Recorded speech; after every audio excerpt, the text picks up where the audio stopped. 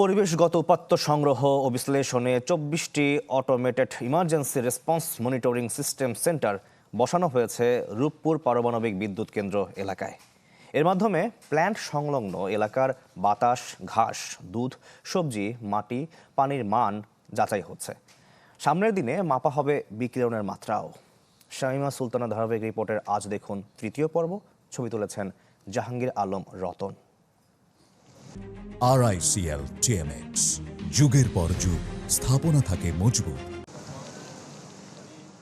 Automated emergency response monitoring system বা AERMS এর মাধ্যমেই পারমাণবিক বিদ্যুৎ কেন্দ্রের আশেপাশের এলাকার পরিবেশগত তথ্য উপাত্ত সংগ্রহ ও যাচাই বাছাই করা হয়।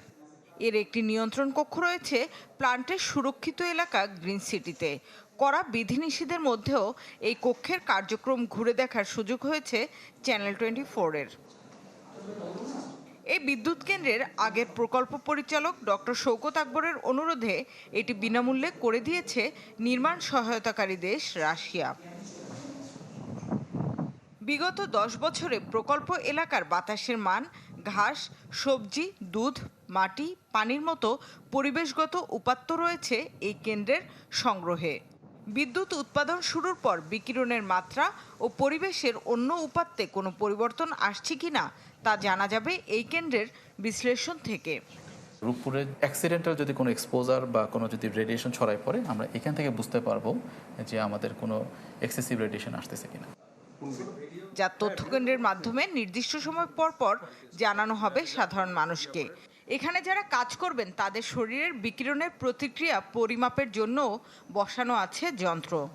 ওয়ার্ল্ডে যত নিউক্লিয়ার পাওয়ার প্ল্যান্ট আছে এরকম কোনো সত্যতা আজও পাওয়া যায় নাই নিউক্লিয়ার পাওয়ার প্ল্যান্ট অপারেশনের জন্য এনভায়রনমেন্টাল প্যারামিটারের কোনো পরিবর্তন হয়েছে। তো তারপরেও মানুষকে ওই এসেন্সটা দেওয়ার জন্য আমরা 24টা EIRMS স্টেশন আমরা স্থাপন করেছি।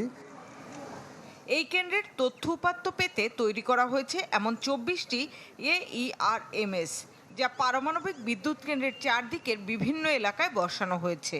এমনকি ঢাকায়ও আছে এই সুউচ্চ পরিমাপক টাওয়ার। তথ্যের অবাধ প্রবাহ নিশ্চিত করতে পারলে মানুষের মন থেকে ভয়, শঙ্কা কিংবা গুজবে কান দেওয়ার প্রবণতা অনেকটাই কেটে যাবে, এমন মত পরমাণু বিশেষজ্ঞদের। শামিমা সুলতানা, চ্যানেল 24, রূপপুর, ঈশ্বরদী, পাবনা।